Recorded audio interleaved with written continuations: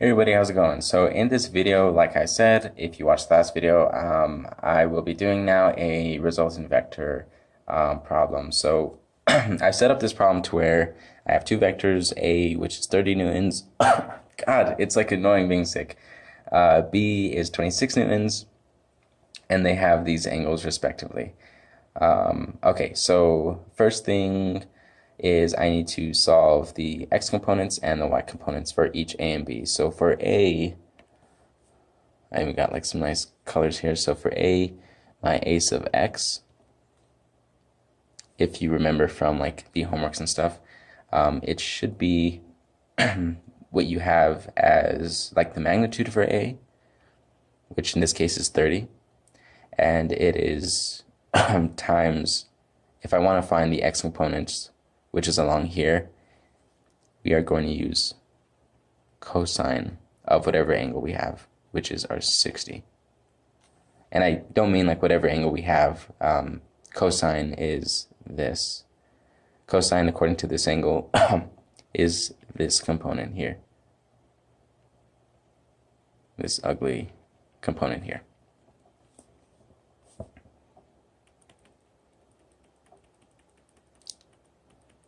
Okay. With my calculator, I find out that that is, let's see. I find out that that is 15. I should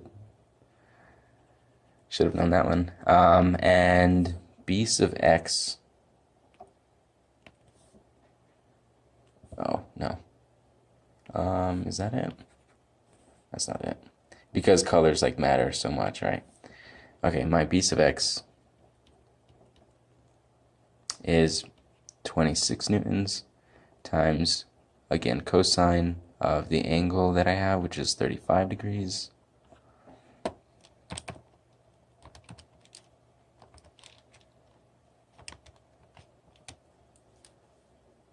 And here I end up with 21 points, let's say 21.3. It comes out to like 21.29, but let's just go with 21.3 newtons. I know these from sine of some angle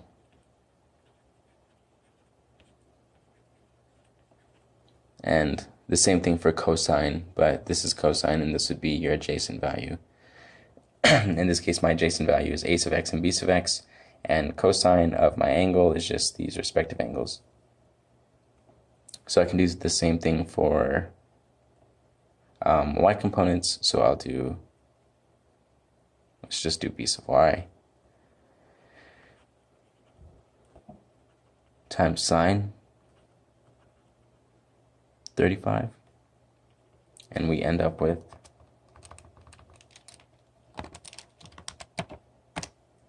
14.9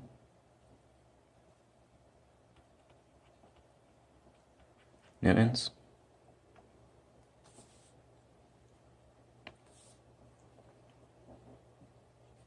And a sub y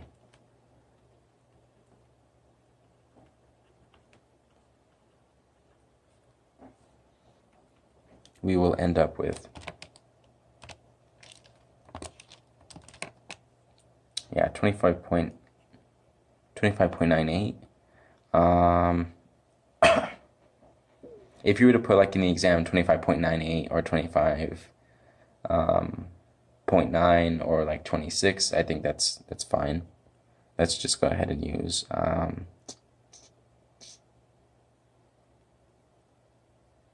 yeah, let's just use 26 newtons.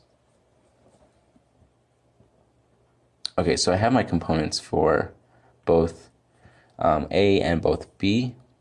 Now what I want to do in order to find my resultant,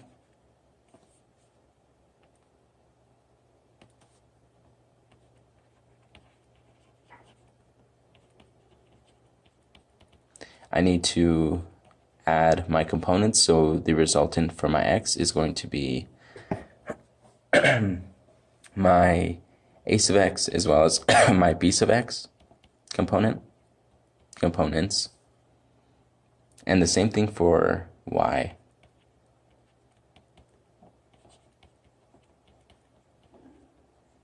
Okay, now one thing to note really quick here is that here this is the positive y, and here this is the positive x. So if we were, for example, in the negative x direction, as in if like this vector was this way, and it had like the same angle, same number of, same magnitude of newtons, then my, my x component for b in this case would be a negative 21.3. Okay, because it would follow the negative x-axis. But that's not the case. Because then that would mean your b sub x here would be negative as well. And you'd have to add these, and you'd get something less than what a sub x is. You have to just add the negative and the positive number here. But because that's not the case, we can just add them normally. So just doing the math, I'm like real like nitpicky about this stuff. So doing the math, I find out that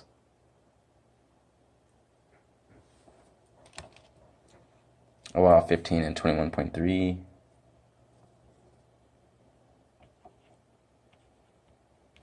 36.3 newtons for my r sub x. And I have 30.9, 40.9.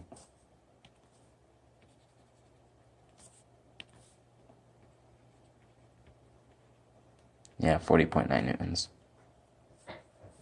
I can like already hear you guys like half yelling at me. No, hopefully not. Okay.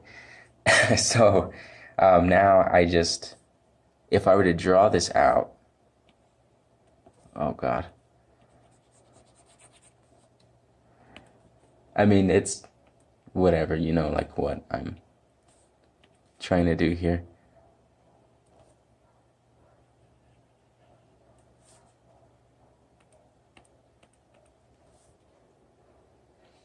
So in y, I would go all the way up to, let's say 40 was right there, 40.9. And in x, I would go to 36.3, which is, let's say, I don't know, there.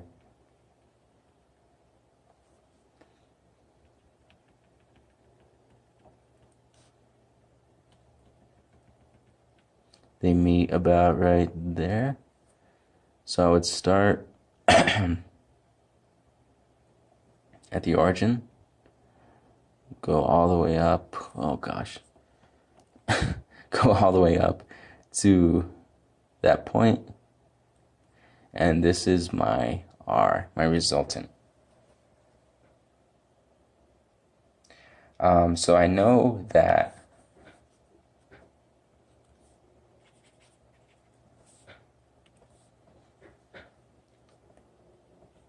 this here is my r sub x.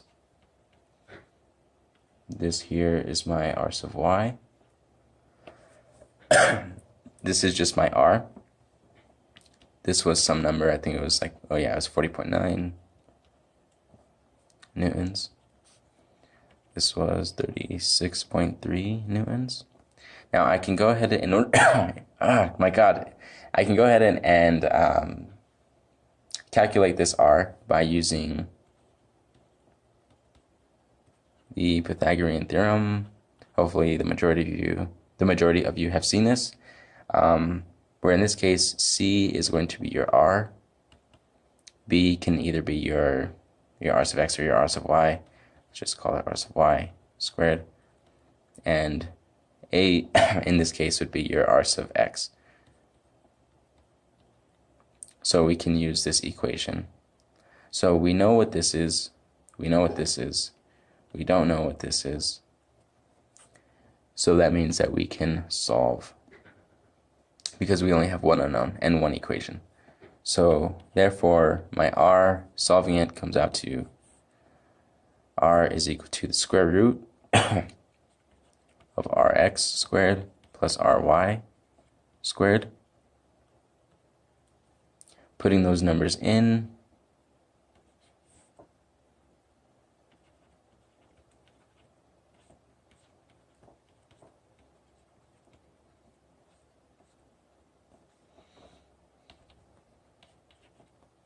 you should get something like, let's see,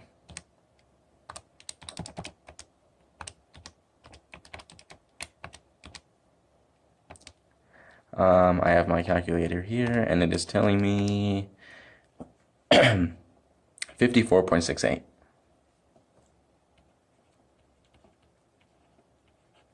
And that is in newtons.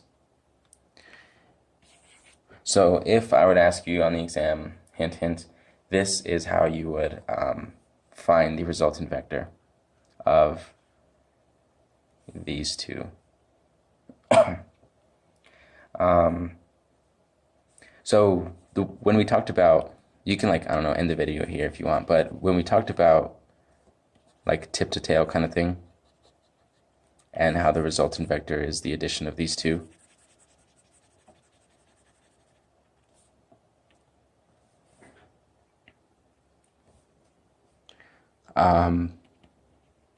we drew, so I'm redrawing this vector just here at the tip of this vector here. And so my resultant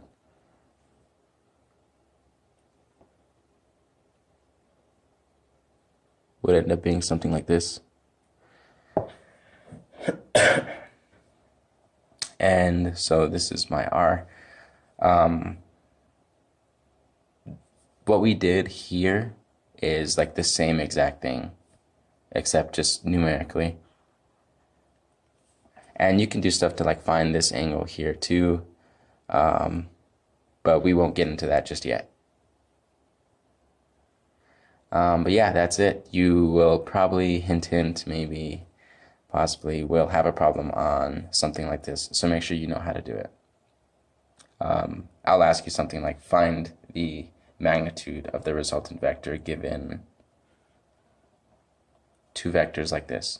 So as long as you keep in mind the negative stuff like we talked about before, like this whole beat thing, then you should be fine. So that's it for this video. Hopefully it's not too long. I will find out here in a second how long it is. 12 minutes. Oh my god, I'm so sorry. Thank you for watching. I will see you either in class or in the next video. Hopefully in class.